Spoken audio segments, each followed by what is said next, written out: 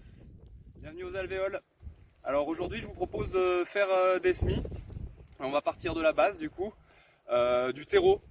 Donc nous ici aux alvéoles on a du terreau d'écorce de bois et de compost de bois qu'on a mélangé avec du fumier de chèvre un petit peu, histoire d'avoir un équilibre quand même azote-carbone qui est correct pour des semis. Et ce compost il est encore en train de composter, vous voyez il y a des bouts d'écorce et des bouts de morceaux de bois qui sont encore dedans. Donc pour faire des semis ça va pas le faire. Il va falloir qu'on le crible d'abord, c'est-à-dire qu'on le tamise.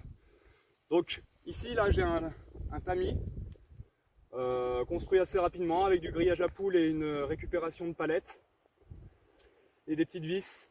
Et c'est assez simple. C'est assez simple.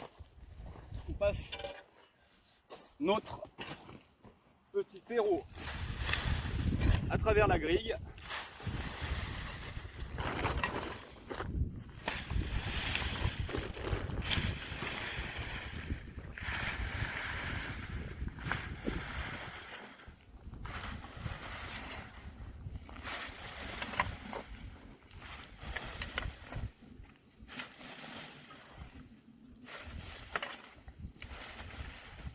Hop là. Et ça nous permet du coup de récupérer ce compost dont on va se servir pour nos semis. Et vous voyez maintenant c'est beaucoup plus fin. Ça, nos semis ils vont être heureux là-dedans. Alors, si vous n'avez pas de... si vous n'avez pas de... comme nous, de terreau comme ça, qui est en train de composter, vous pouvez aussi en préparer. Alors en général on le prépare plutôt à l'automne avec des feuilles. On fait des gros tas de feuilles et on les brasse un petit peu pendant tout l'hiver et on se retrouve du coup au printemps avec un terreau plutôt sympa, excellent pour les semis. Et bien sûr si vous avez fait des stocks un petit peu, vous pouvez utiliser du terreau horticole, du terreau de semis. Mais voilà, à utiliser avec modération parce qu'il ne faut pas oublier que ça vient de Pologne, d'Estonie, de Lituanie, des tourbières et que c'est pas vraiment des ressources renouvelables. Mais bon, si vous en avez chez vous, lancez quand même vos semis avec ça.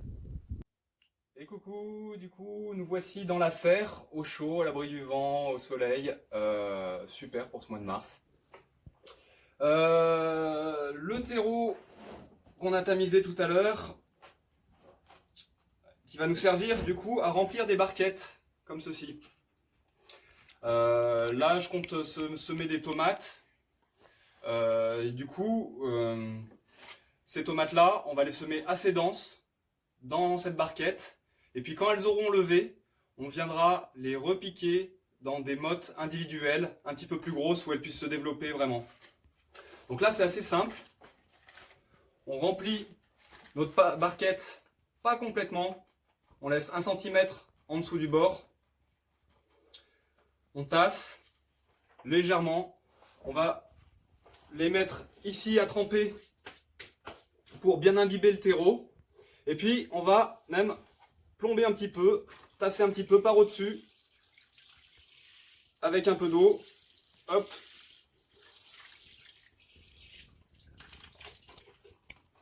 Et voilà.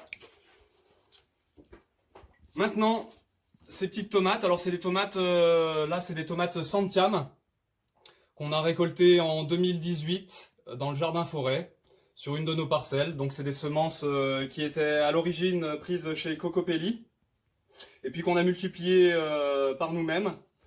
Donc voilà, là est venue l'heure de nouveau pour elles de rejoindre la terre, le terreau et pour pouvoir germer. Alors, on fait un semis assez dense. On essaie de répartir, de ne pas faire trop de tas de tomates au même endroit. Ce sera toujours plus simple par la suite pour pouvoir les sortir puis les remettre dans leur motte individuelle. Donc vous voyez là c'est quand même assez dense. Ça va faire un petit tapis de tomates. Mais nous ici du coup on fonctionne en collectif, en coopérative. Du coup je me permets d'en lancer un petit peu plus et puis vu les temps qui courent, je pense qu'il y aura pas mal de monde qui auront besoin de tomates aussi d'ici un mois. Et voilà, et que tout le monde n'a pas forcément l'opportunité d'avoir une serre comme on a. Donc bah voilà, c'est aussi une manière de faire circuler ces semences, de faire circuler ces légumes qu'on produit ici. Une fois qu'on a fait ça, on va reprendre une poignée de notre terreau et on va venir recouvrir nos graines. Alors on dit en général entre 1 à 10 fois l'épaisseur, le diamètre de la graine au-dessus. Donc 1 fois à 10 fois. Là, pour le coup, je vais mettre 2-3 fois. L'idée étant que les grosses graines, on peut les mettre un petit peu plus profondes, et les petites graines vont être vraiment à la surface, voire des fois elles vont même pas être recouvertes. Là, pour les tomates, je vais leur mettre 5 mm de terreau par-dessus. Donc c'est assez simple. Hop, on est avec du terreau plutôt sec. Hop. Et voilà, nos petites graines sont recouvertes. Ensuite, on peut remettre un petit peu d'arrosage, ou on peut attendre quelques minutes, le temps que le terreau s'imbibe bien. On n'oublie pas de bien noter dessus ce que c'est. Donc la tomate Santiam, et de noter la date. Comme ça, si dans 2 semaines, il n'y a rien qui sort, ça veut dire que mes graines de tomates étaient plus bonnes, et je libère la place pour me faire autre chose.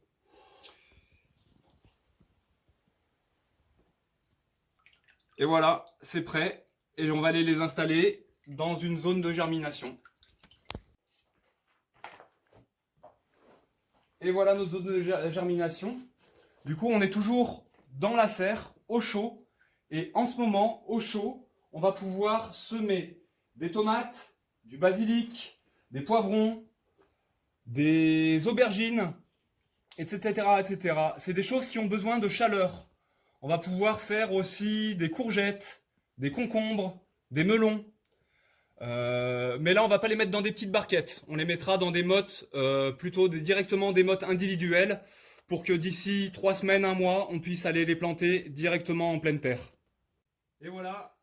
Alors, d'ici 2 semaines, les petits auront poussé. Et il faudra les repiquer dans des mottes individuelles. Vous voyez, ça, c'est ce qu'on a fait il y a 2 semaines. Donc elles ont été semées il y a 1 mois, ces tomates-là. Et voilà, du coup, 1 mois suivant, on a une tomate qui fait à peu près 20 cm et qu'on laisse encore au chaud. On va les laisser au chaud jusqu'à début mai, mi-mai. En général, on parle des seins de glace. Donc c'est à ce moment-là que tous ces semis que l'on fait au chaud vont pouvoir migrer à l'extérieur, vont pouvoir être plantés à l'extérieur en pleine terre.